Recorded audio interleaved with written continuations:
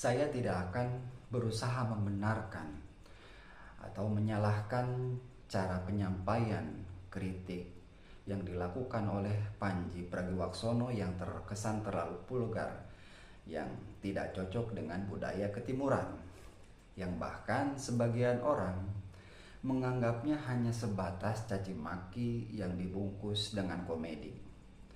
Namun terlepas dari isi kritik yang memang banyak disalahartikan, ada keresahan yang mungkin sudah terlalu memuncak yang dirasakan oleh seorang Pandji dan banyak orang lainnya terhadap kecenderungan masyarakat kita dalam menentukan pilihan dalam politik.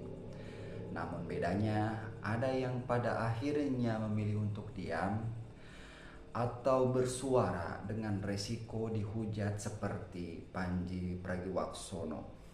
Keresahan itu adalah pola pemilih di Indonesia yang cenderung berdasarkan kepopuleran yang bahkan tidak ada sangkut pautnya dengan kemampuan untuk mengelola pemerintahan. Contohnya seperti artis yang bahkan dipilih hanya berdasar kecantikan atau ketampanan.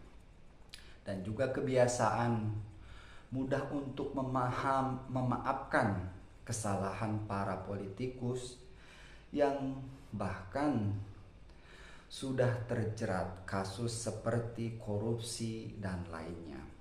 Atau mudahnya masyarakat kita tergiur akan janji-janji politik yang bahkan sebenarnya jika dinalar dengan baik tidak relevan dengan kebutuhan negeri ini atau bahkan sulit untuk direalisasikan.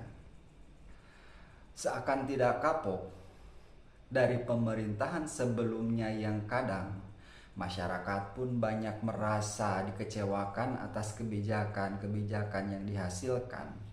Namun pola ini tidak pernah berubah, sehingga pemerintahan baru pun diisi dengan orang-orang yang tidak jauh berbeda. Kita tidak akan membahas dulu tentang kinerja Kang Deddy Mulyadi sebagai gubernur. Terlepas dari kinerja beliau, pola yang kita bahas sebelumnya kali ini pun terjadi pada Kang Deddy Mulyadi, yaitu populer karena konten yang beliau lakukan. Bukankah kita tahu Presiden Prabowo justru populer karena joget gemoynya, atau mantan Presiden Jokowi populer karena dalam tanda kutip desonya, dan kita tahu betapa fanatik para pendukung beliau-beliau ini.